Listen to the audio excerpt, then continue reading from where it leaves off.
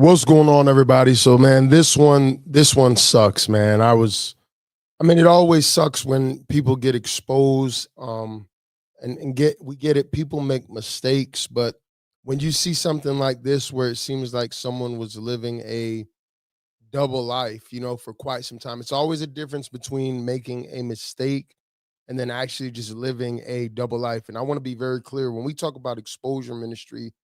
I've never seen God expose someone for just making a mistake. Usually, when you see people getting exposed and stories like this is coming out, it's because there was like a lifestyle of rebellion, a lifestyle of unrepentance. They probably got many, warnings. And at a certain point, when you play in God's face, eventually, what's done in the dark is going to be brought to the light.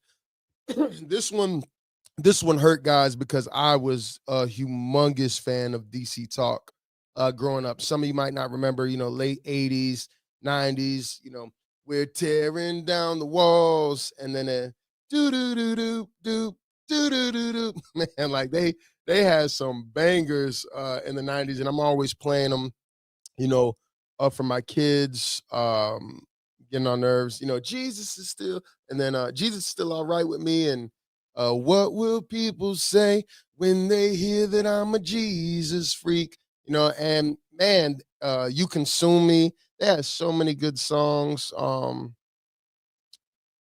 And it was just like, man, that is such a big part of my 90s. So when I saw this big part of my childhood, I remember going to like the Christian bookstore, man, and that was an experience right there in itself. I get a little teary-eyed thinking about it because it's one of my fondest memories. You go and you scan the CD, and you listen to the music with the headphones, and then I would look at like the Christian comic books, and between them and Carmen, right? Carmen had the big concerts, crazy music videos, man. It was just such fun memories. So like I really grew up on their music. A matter of fact, when me and my mother moved to Chicago with my siblings, you guys know we were living in a shelter, all that kind of stuff. But there was this guy who was picking us up for church with the church bus. And I remember he bought a VHS tape. And on that VHS tape, it was like, Christian music videos. And that was one of the first Christian, rap music, videos I've ever seen. I think it was Tearing Down the Walls. And it was just like, man, like, whoa, okay, cool. And then you guys remember back in the day, like they would send those little like the pamphlets from the Christian bookstore, the CD store. It's like if you buy one CD, we'll give you 10 CDs free. And so my mom used to let us, pick us. She would get her gospel music, all of the, Mighty Clouds of Joy, the whinings, all that kind of stuff. And then I would, pick DC Talk and this and that. So yeah, bottom line is, man, I'm very familiar with DC Talk, even to the point when we're making this country rock music recently that we've been making. I'm always comparing it to DC Talk. I got like two songs on there. And me and my sister, literally before this story broke, I was showing her last night. I said, this music reminds me so much of DC Talk. So, and then so some of you don't know him from DC Talk. You know him from the Newsboys. You know him from God's Not Dead. He's surely alive. So it just goes to show, though, and I'm going to read it to you now. It just goes to show that, man, if the talent can be there, but that doesn't mean the lifestyle is there. So this is just another example of all the videos that I make about, worship music, Christian artists. It's a business for a lot of these people. And just because the music sounds good, just because the music makes you feel something, doesn't always mean that these people are living right, living holy. These are some, serious allegations. Now I do remember looking at what's his name, Kevin Max. Pull up his Instagram here. When DC Talk broke up, I was devastated, and so you see, you got some kind of weird stuff going on here, and I don't know what he's into, but he's posted some weird videos. So he was like the third member, of the band, and so I'm wondering if like they knew about this stuff back in the day, and that's why Toby Mac, he went solo, he did his solo project, and the band broke up. So let's keep this short, man. Praying for everybody involved. But yeah, this one I just wanted to give y'all a little background because I this one hurt my feelings a little bit. So let's read this here. Former DC Talk Newsboy member Michael Tait accused of patterns of sexual misconduct. Christian music icon Michael Tait, who's known for his singing roles in DC Talk, Newsboys, and Tate, has been accused of grooming and sexually assaulting three men in their early 20s between 2004 and 2014. When did DC Talk break up? Somebody put in the comments, remind me. The alleged assaults took place during Tate's stint with Newsboys on January 16. Okay. Tate surprised the Christian music world by announcing that he was leaving the band after 15 years. Tate, 59, became a Christian household name after the platinum success of his rap rock group, DC Talk, which also featured artists Toby Mac and Kevin Max. Apart from reuniting for shows in 2017 and 29 on the Jesus Freak Cruise, DC Talk played its final shows in 2000 and hasn't released an album in over 22 years. The alleged abuse was first reported by the Roy's Report on Wednesday night and provided details gathered during a 2.5-year investigation. So yeah, they were diving into this for a while. The report states that all three men were 22 years old at the time of alleged incidents. Two of them were Christian musicians playing in bands who were opening for the Newsboys on tour.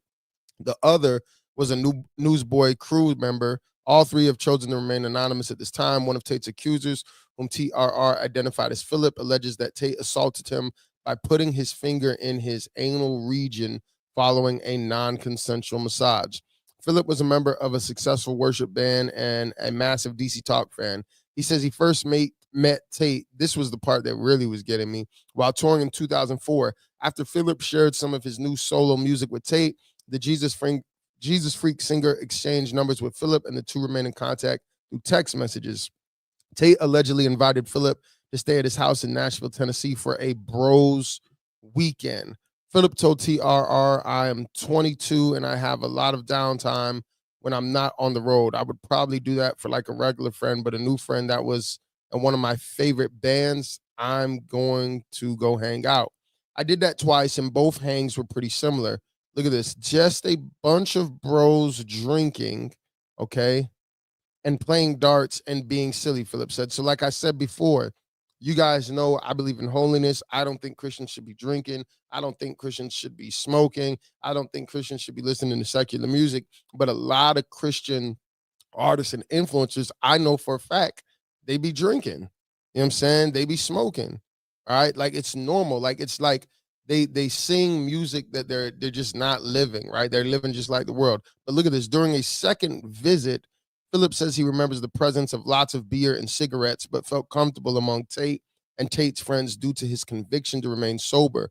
One night during the visit, Philip claims that they were all skinny dipping in Tate's hot tub. Big red flag. Everyone just starts shucking off their pants and jumping in, Philip said. And I was like, oh, wow, they're actually doing it. I'm the new guy, and I'm not very shy about that stuff. So I did it too, and I hopped in. As men started to leave, Philip says he found himself alone in the hot tub with Tate. That is when Philip alleges Tate began giving him a back rub. This was obviously a little strange that you were not wearing any clothes and you're in a hot tub, Philip told TRR. It was essentially fine. I wasn't thrilled about it, but also wasn't in that mindset of like, oh, he's hitting on me. I was just like, some guys are more touchy-feely than others, so that was that. According to Philip, they both then got out the hot tub, put their clothes back on, and began to listen to music when Tate decided to show Philip his genitals. I don't even know how this comes up, but Tate was basically saying, yeah, is way bigger than normal size. Mine's like 2 or 3 times what it should be, and he just whips it out and shows me. When it was time for them to go to bed, Philip says he had to stay in Tate's room. Philip claims that Tate gave him two options. He could sleep on the floor in a sleeping bag, or he could sleep with Tate in his king-size bed. After starting out on the floor, Philip decided to move to the bed in order to be more comfortable. All of this is just weird, all right? But everybody's different, so I'm not gonna, it's just weird. Philip says he recalled thinking nothing of moving to Tate's bed due to his life on the road with bandmates and often having to sleep in tight quarters. Now, I'm gonna just say this: maybe some of y'all grew up different, but I'm not the type of grown man I'm laying in the bed with another grown man no matter what. But maybe some people just grew up different. Philip claims that after some brief conversation, Tate began to massage his back again, something Philip said he didn't consent to. Tate starts giving me a back rub again, and at this point, I start getting nervous. He's giving me a back rub for 3 or 4 minutes, and it's just slowly getting lower. Philip alleged in the hot tub he had stopped at my lower back, but he just kept going lower until I was like actually massaging my until he was like actually massaging my butt cheeks, and I'm laying there kind of frozen. It's a new friend, and you look up to him. I don't want to blow up a friendship. Philip says he quickly spoke up after claiming Tate put his fingers in Philip's anal region. I was just like, hey, man, I'm not into that. That's not cool with me, Philip told TR. Tate then stopped, apologized, and turned over. Philip said the next morning Tate had left the house before Philip had woken up. Philip claims that after the incident took place, he reached out to Tate via text multiple times, but he never heard back from him. Philip says he shared with his girlfriend, who is now his wife, what took place in Tate's bed and chalked it up to a weird, failed romantic effort that he didn't see coming. Philip's wife said that Philip never came forward for fear it would ruin Tate's career. So you get the gist of it. Let me see. I didn't read through all of this let's see. At the time, I thought Tate's behavior was an anomaly, but the more I spent in Nashville circles, the more it sounded like a pattern and that I might have actually gotten off easy in my awkward encounter, Philip claims. I was hearing stated seem more dangerous and scary. Instead of just sexual or romantic, I wanted to help put a stop to this potentially happening again to others. All right. Another of Tate's accusers, whom TRR identifies as Steven, was a touring musician in American Idol season 6. Steven says he was a huge DC Talk fan and looked at Tate as kind of like a weird idol. 2 months after the show, Steven says he encountered Tate at his workplace in Brentwood, Tennessee, where Tate gave Steven his number. Witness accounts verified that the two quickly became fast friends. I'm going to skim down. Tate invited him to Tate's Brentwood, Tennessee mansion and poured him a drink of Marker's Mark bourbon. After 3 drinks, Steven said that he got sick, puke, and started feeling dizzy. So once again, you see a lot of these Christian artists, they're just drinking, behind the scenes. It's just a double life, man. They're not living what they're talking about. It's a business, and that sucks. For those of you who coming in late, like I was a huge DC Talk fan in the 90s. Like, man, their music was like really just I can't even explain it, right? He says, I'll give you a foot massage. So that, that's weird, telling a grown man you're going to give him a foot massage. Shortly thereafter, Steven recalls passing out. Steven said what happened next made him freeze. He claimed that he woke up to his idol fondling my genitals, and then he was also kissing my mouth. Steven told TR that he attempted to pull away in order to stop what Tate was doing to him, but alleges that as he started stirring, Tate kept kissing me while touching my penis. Steven said Tate didn't stop until he moved his head. The aspiring musician said he told his bandmates about the foot massages, but withheld the information of Tate's alleged assault for fear that it might jeopardize Steven's music career. So pretty much like, some Diddy stuff. I'm scared, how am I going to take care of this? How am I going to pay for this? This is going to hold me back. And this is why I'm always telling you guys about the Christian Illuminati, right? And gatekeepers. Oh, I don't want to say nothing about everybody knows what everybody's doing. People know what's going on, but I don't want to say anything because I'm trying to make it in this Christian music business. And if I say something about Michael Tait, if I say something about this Christian rapper, if I say something about this gospel singer, they're going to make phone calls and they're going to make it hard for me, right? And they're going to get doors closed. And this sucks, man. There are multiple people who have had similar experiences, Steven said. I would like to share if it helps other people because now, Steven said, I've moved on from that trauma. A third accuser, who identifies as Taylor, was a Newsboys crew member who joined the tour in 2013 and would travel with the band on their tour bus. I'm sorry, guys. Taylor shared stories of how freely he claims alcohol flowed on the Newsboys tour. So now that's the whole band, what it sounds like. It's not just, Tait. It's just flowing on the tour bus. Everyone could drink, Taylor said. We pretty much drink at least a little bit every day. There were probably a couple of days we missed, but there was pretty much always like a bottle of wine or some vodka. Now, some people say, oh, yeah, there's nothing wrong with Christians drinking wine. Look, they're drinking liquor, hard liquor. That is not okay. We always had cranberry vodka. Taylor alleged that one night after showing the spring of April 2014 on the We Believe tour, he and Tait got intoxicated after everyone else on the bus had gone to bed. Taylor recalled that he lost track of time, and when the bus arrived at its destination, it hit him that he had only had an hour before he was scheduled to unload for the next show. He says, dang, I messed up. I'm pretty hammered. He went to the back of the bus to sleep. Taylor alleges that as he made his way back to the bed, Tate followed him and offered him some cocaine. Taylor said that he declined and fell asleep. This is some weird stuff, right? He offers him cocaine, and you don't want to like get off the bus. You don't want to. So I'm gonna tell you what I feel from what I'm hearing about this. This stuff is so normal, right? To me, the drinking would have been a red flag, right? The pool party skinny dipping would have been a red flag, right? The smoking cigarettes would have been a red flag. And then he bust out some cocaine, but it's like, so this must be just normal, right? In these Christian artist spaces. Like, you do that. I'm not really into that. But yeah, let's go out here and sing about Jesus, tomorrow. Let's stay on tour. Like, this is sad. Taylor alleged that minutes later he woke up to Tate rubbing his genitals. I woke up but didn't fully open my eyes, and I just realized that Tate was rubbing my penis through my pants on the top of my jeans. I was like, oh my gosh, this is actually happening. Taylor told TR, I just felt bad for him in that moment. I thought this guy's pretty effed up. So now, not only is there drinking, not only is there smoking, not only is, there's skinny dipping with grown men, laying in the bed with grown men, you see that the cussing is also seeming like just normal, just rolling out of the tongue. Because out of the abundance of the heart, the mouth speaks, right? Taylor said, and let me say this. I in no way, I want to make this very clear. I don't want people to twist what I'm saying. I'm not saying that, oh, anybody deserves anything that happened because they were drinking or they were cussing. I'm saying this environment seems to be like the normal, right?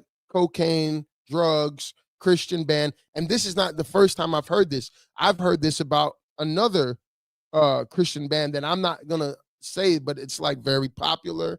A lot of people's favorite. I got a homeboy that I make music with that was with them on the bus, and he said everybody was drinking and getting high. So Taylor said that Tate immediately stopped after Taylor acted as though he was waking up. I thought, wow, that's crazy, but I was still tired, and I knew I was still gonna go to load in the morning no matter what, said Taylor. So I decided I'm gonna go to bed. Looking back on it now, Taylor said that he realized what Tate did to him was sexual assault. All right. Let's skip down. Taylor didn't report the alleged incident and forgave Tate. He said that Tate's massages and bear hugs stopped after that. Taylor said, I very much love the Lord, and I personally believe that whenever the Lord wants to expose it, God is ready to shine the light. He will. Taylor's wife shared. And so I'm just like, okay, Lord, if that's what we need to do, we know we need to share this part of what we know, then I believe that God will protect us. All right, let me see if there's any more. Okay, so boom, that's there. So that was what? Well, how many allegations was that? 3 or 4? Did somebody find out when DC Talk broke up? Can somebody give me that date? I just want to check that out.